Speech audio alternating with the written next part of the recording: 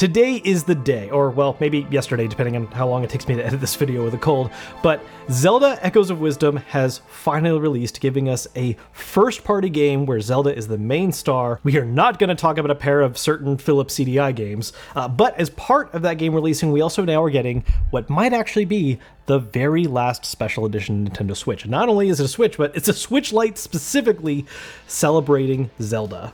A portion of today's video is sponsored by Helix. So I'm going to unbox this thing, but I also want to take some time in this video talking about how, this system is kind of potentially the last push for the Switch before we get into next system territory with Nintendo. They're actually at the stage of openly talking about their next system, even if we haven't gotten any real details yet, and what the legacy of the Lite model specifically is going to be, and whether or not we see something like that crop up for the next Switch. So first things first, let's go ahead and unbox this system. On the front, we have a nice little look of what the front of the system looks like. Very clean, gold look. Got the tiny Triforce logo at the bottom there. And then on the back is the back of the system, which interestingly enough has the Hylian crest front and center instead of the Switch logo, which has now been moved over to the little corner right here. Now, unboxing a Switch Lite is a pretty straightforward process because unlike a regular Switch, it's really just two things: the charger, which who cares, and the actual unit itself. So let's go ahead and get that out.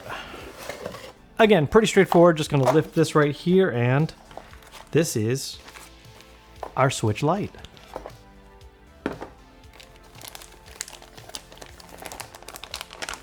Let's take it out of the plastic here. So yeah, as you can see, it does have that nice gold finish, little reflective. You can see the camera in the screen reflection. More importantly, there's the back again, featuring that Zelda logo. That looks really freaking clean.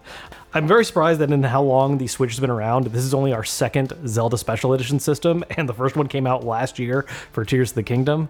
But if you're a Lite fan, this is very pretty. Now, aside from the Switch Lite and, of course, the charger for it, there is one other thing that comes in this special edition, which is actually a year membership of Nintendo Switch Online plus expansion pack, which I'm actually full up on right now, so let's go ahead and scratch that code off, and one of y'all can grab it. Look, all in all, I think this is an absolutely beautiful Switch. There's only so much they can really do with the Lite sometimes, especially because of that unibody design, but the gold finish that we've seen across so many other Zelda handhelds in the past, especially during the 3DS era, the way the Hylian crest takes center stage, there have been some good special edition Switch Lites. I would actually argue maybe more good ones there than on the regular Switches.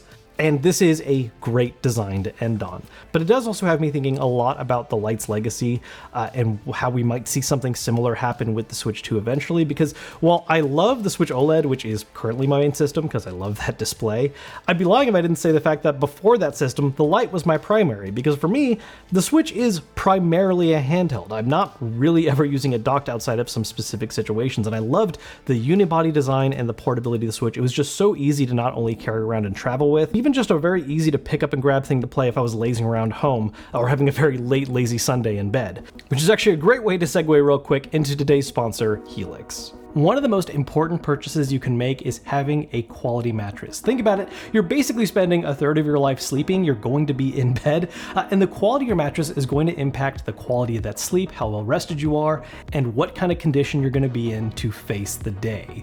And that's why getting a good mattress, like the ones from Helix, is very important. And Helix makes it very easy to find a mattress that is a perfect fit for you. In fact, they actually have a very simple quiz you can take. It only takes about 30 seconds to fill out. It asks some fairly basic information about you or anyone else you might be sharing the bed with, along with some very important specific answers for things like how firm you like your mattress to be, whether or not you ever wake up with back problems, are you a hot sleeper where you get too warm and have trouble sleeping as a result, do you sleep on your side, your back, your stomach, all that kind of stuff. Once you get through that questionnaire, it's going to help narrow down which of the mattresses is a good fit for your needs. In my particular case, I ended up with this Helix Midnight, which I'm actually sitting on right here. This is their medium firmness mattress, which to be honest, I actually like having a softer mattress, but my wife likes having a firm one, so this is that happy middle ground, so we can have something that is very comfortable for both of us. And as luck turns out, we're both the type to toss and turn a lot in our sleep, which the Midnight is a great fit for because it's designed to be more comfortable for people that sleep a lot on their side. sides. Once you've ordered your mattress, it's going to be shipped directly to your door. You're going to get a box that has the mattress rolled up inside of it. Very easy to move around, maybe a little bit on the dense and heavy side. It's always a good idea to have a little help when you're moving around stuff like this. But once you open up the box, you can pull the mattress out, unfurl it, and it's going to naturally begin to inflate right away, which basically means as soon as this mattress is opened up, you're good to go. Just throw the sheets on it, grab the pillows it comes with, and enjoy a good night's rest. I've been using this one for the past couple weeks now and has been a great improvement on my sleep.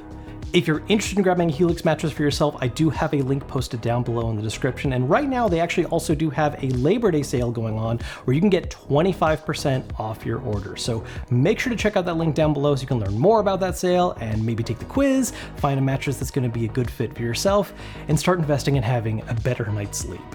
Or at least, you know, a more comfortable place to lay down while you play probably way too many video games. So I know in some ways the Switch is kind of its own new concept for Nintendo because it's their first truly hybrid system, but I do think a lot of the ways that Nintendo has treated the life cycle of the system matches up much more with what they've done on the handheld portable side of things than they have with their home consoles.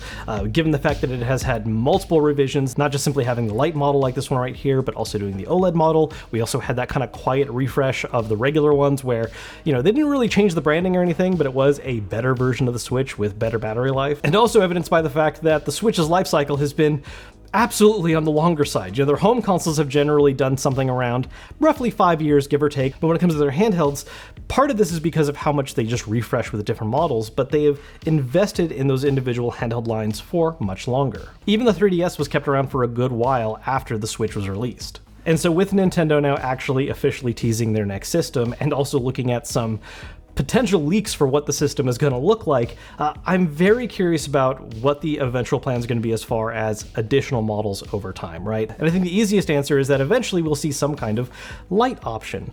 But the thing with the Lite is that as much as I loved this system, I can't deny it has its drawbacks and problems, and I'm very curious to see if those are things that could be addressed in an eventual Lite for their next system. You know, based on the mock-ups and schemes we've been seeing for Switch 2, if those end up being accurate, it is effectively a slightly larger Switch in all dimensions. It is a larger tablet with a larger display. It has slightly larger Joy-Cons as well.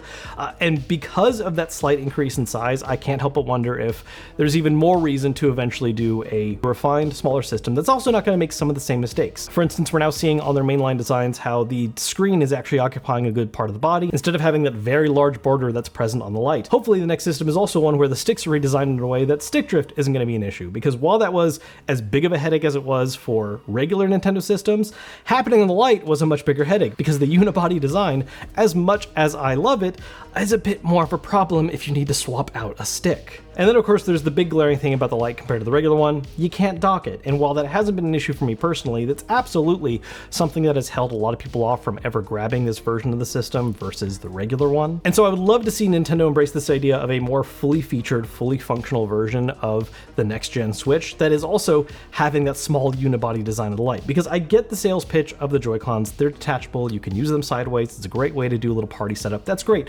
But especially in my case, I primarily use my Switch as a dedicated single-player game handheld. You know, the party game aspect is fun and all, and that is the times that I will be docking the system, but having a small, ultra-portable version of the system that I can just take around with me everywhere more conveniently is of very heavy interest to me. You know, in fact, while we were still waiting for news on whether or not Nintendo was going to be doing a next-gen system anytime soon, one of the things that I was kind of hoping to see with the OLED was getting a Lite OLED, which again, expands out that bezel and gives us the OLED display, because it is such a significant plus to making games look better, and it's why I stopped using the Lite. The thing is with Nintendo is you never really fully know what they're going to do, but at least based on the track record with their handhelds, multiple revisions is absolutely a core part of how they handle that hardware.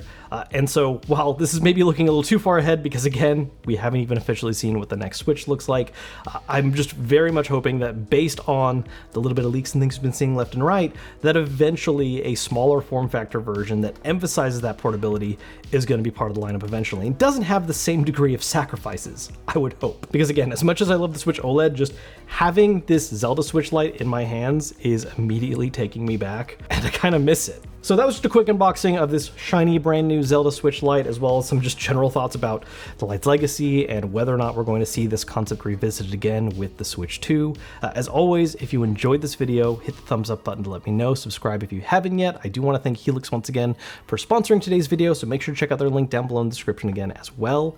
And until next time, I will see you all later.